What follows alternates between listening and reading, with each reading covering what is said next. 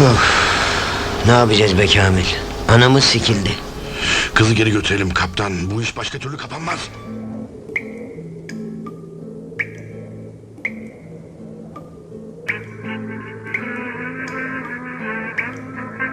Gemide zamanı Yıldıray'la Naci hiç sigaralık kullanmıyorlar Esrar.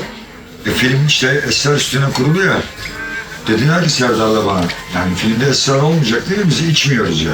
Tabii dedik herhalde yani biz. Hani yemek yiyorlar, Esrar içiyorlar, gülme krizine giriyor Yıldıray. Osman'ın zor bir sahne, tamam mı? Çok diyalog var bilmem ne falan. Dedi ki Serdar'a, biraz dedi içine koyayım. Serdar böyle yaptı. Ne birazı? Çok koy, çok. Neyse biz onu hani oyuncu sigara diye getirdik falan. Bunlar paf büyük paf büyük. Çok güzel sahne oldu işte. Bak 30 senelik film, hala o sahnesi çok güzeldir ya. Film bitti. Aradan 30 sene geçti. Sorsan onlara tek duman içmemişler diye.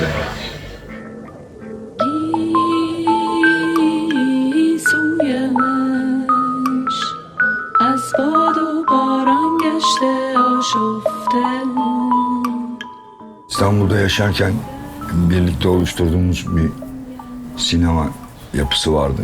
Yeni sinemacılar diye. Birkaç film yaptık. Onların senaryolarında da yer aldım. Bazılarını ben yazdım. Gemide Azize Dar Alanda Kısa Paslaşmalar Maruf gibi senaryoları Serdar'la yazdık. Sonra Takva'yı yazdım. 3 sene önce geldim. Biraz Berlin'de kaldım 1 sene, 1,5 sene kadar. 2015'ten sonra bir sürü akademisyen falan da olmuş. Bir sürü işte sanatçı vesaire, böyle ekonomik durumu iyi ama Türkiye'deki düzende yaşamak istemeyen insanlar. Yani aslında bütün bu mevzunun özeti, yani önce Devlet Bahçeli'nin, ardından da Tayyip Erdoğan'ın hararetle savundukları bir sloganın hayata geçirilmesi oldu. Ya sev ya da terk et.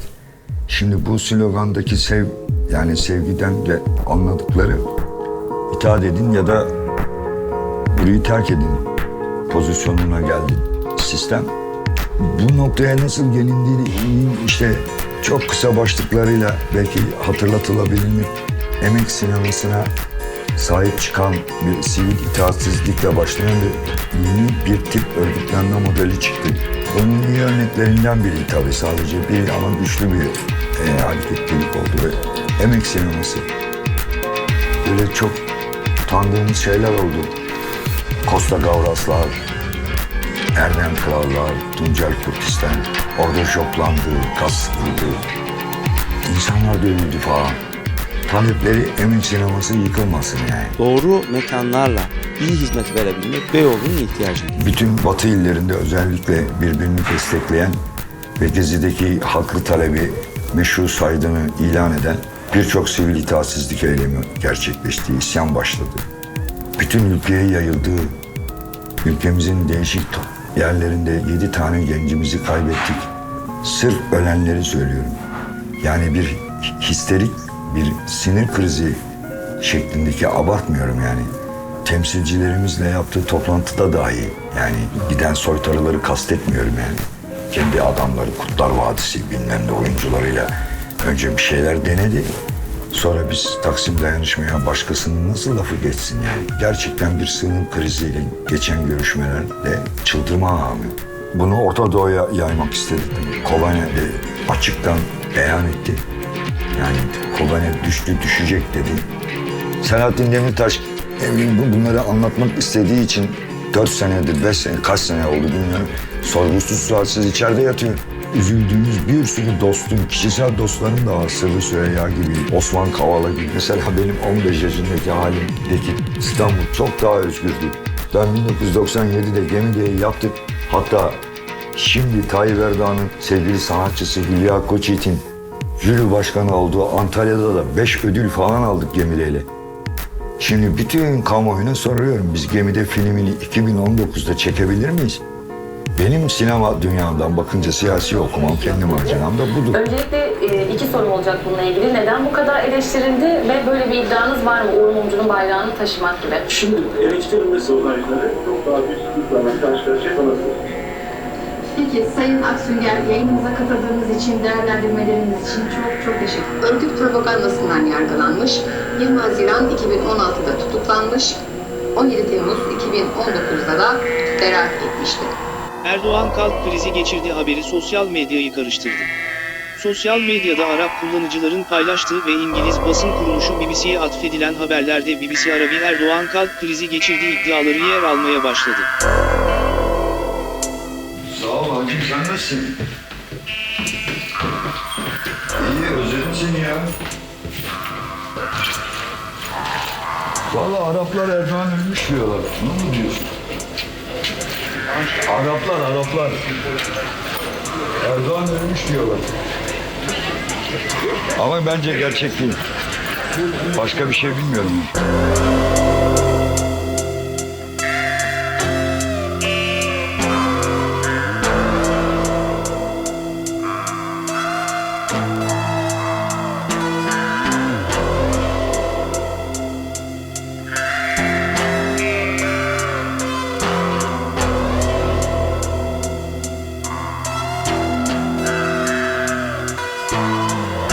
Ne ben radikalim, ne fikirlerim radikal, ne de benim arkadaşlarım, yanında durduğum insanlar radikal insanlar değil.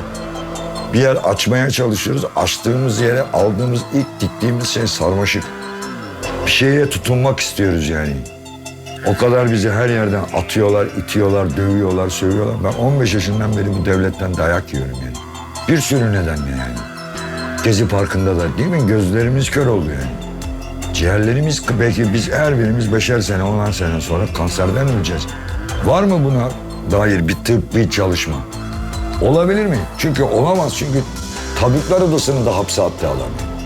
Yani Boğaziçi Üniversitesi öğrencilerini Tayyip Erdoğan bizzat kendisi muhatap olarak çocukları hapislere attı falan filan. Barış isteyen akademisyenleri işten attı. Hem işten attı, hem hapse de atmadı. Hem de pasaportlarına el koydu. Dolayısıyla bunların şunu demek istiyor yani. Türkiye'de hiçbir iş bulama, yurt dışında da bulama, bu gezegende iş bulama ve bu yaştan sonra da öl. Yani bir de imza attıkları metne bak. Ben o metni ilk okuduğumda ne düşündüm biliyor musun? Ya koca akademisyenlerin imzaladığı metne bak. Bu kadar pasifist bir metin olabilir mi? Sonra bak bu duygumdan dolayı hepsinden tek tek özür diliyorum yani. Meğersem bedeni ne kadar ağırmış ya.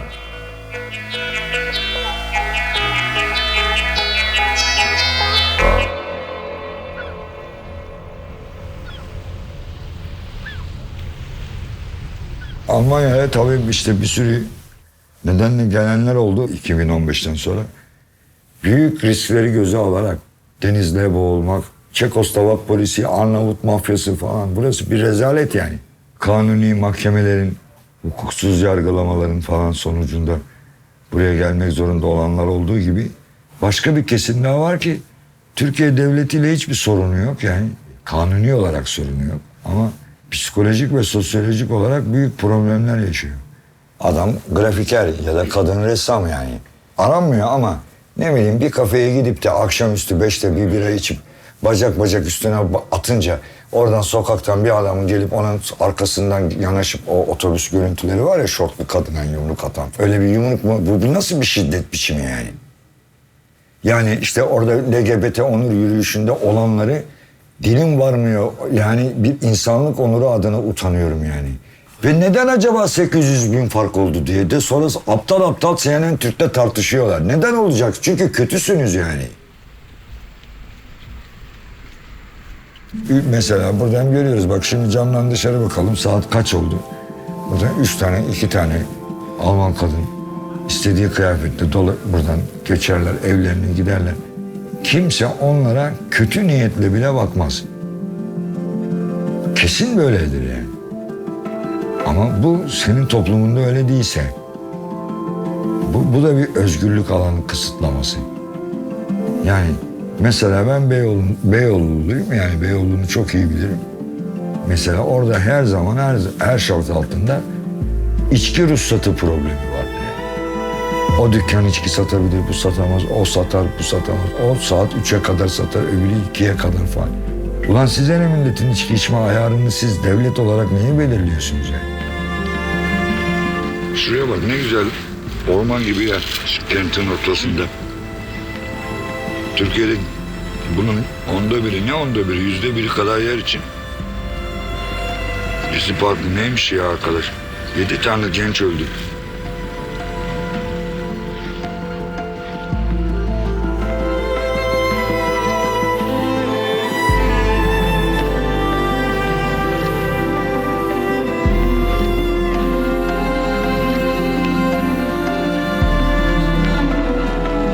Bazı arkadaşlarım var, çocukları var, tamam mı? Türkiye'de okusun istemiyorlar yani. Çünkü eğitim sistemi çok kötü yani. Ve çocuklara ırkçılık, dincilik, cinsiyetçilik öğretiyor yani. Ben de 35-40 yaşına kadar hasbelkader yaşamışım, sanatçı olmuşum. Bir kadına da aşık olmuşum, ondan çocuk yapmışım. Onu da büyütmüşüm, 5-6 yaşına gelmiş. Böyle bir okula mı göndereceğim şimdi? Valla bunu bence Almanlar da planlıyor. Mesela buraya bu tür insanlar gelsin istiyorlar. Yani mesela kim onlar? Geçimini kendisi sağlayabilecek yeteneklere sahip, ekonomik sıkıntısı olmayan ama Türkiye'deki hayat biçiminden de bunalmış, sıkılmış böyle insanlar Hamburg'a gelsin, Berlin'e gelsin istiyor Almanlar yani. Ama bunların hiçbirinin şeyi yok. Yani biz Türkiye'ye bir daha kesinlikle dönmeyeceğiz. Evi barkı sattık, orasını Allah belasını versin. Ben burada kafama göre Stuttgart'ta, Frankfurt'ta, Köln'de, Hamburg'da, Berlin'de güzel bir dükkan açayım falan filan. Ya burada hayatımı yaşayayım abi. Yani tabii bu üç kesimin de ortak bir duygusu var bence. Tayyip gidecek, yani her şey güzel olacak ve biz de ülkemize geri döneceğiz. Sadece bence büyük bir hata var, ortak hata. Tayyip Erdoğan'dan ibaret sayıyorlar. Sadece Türkiye'nin kadersizliği de değil. Dünya da iyi bir dünya değil. Bu gezegen kötü bir gezegen. Rusya'nın başkanı Putin, Amerika'nın başkanı Trump, Fransa'nın başkanı Macron, Almanya'nın başkanı Merkel. Bu insanların oluşturabileceği herhangi bir G20, G8, G10 neyse yani bu kaç numaralarsa yani. Oradan insanlığa, doğaya, ekolojiye, kadına, çocuğa, eğitime, sağlığa faydalı bir fikir çıkabilir mi? Bunların hepsi ruh hastası. Bir tanesi değil ki.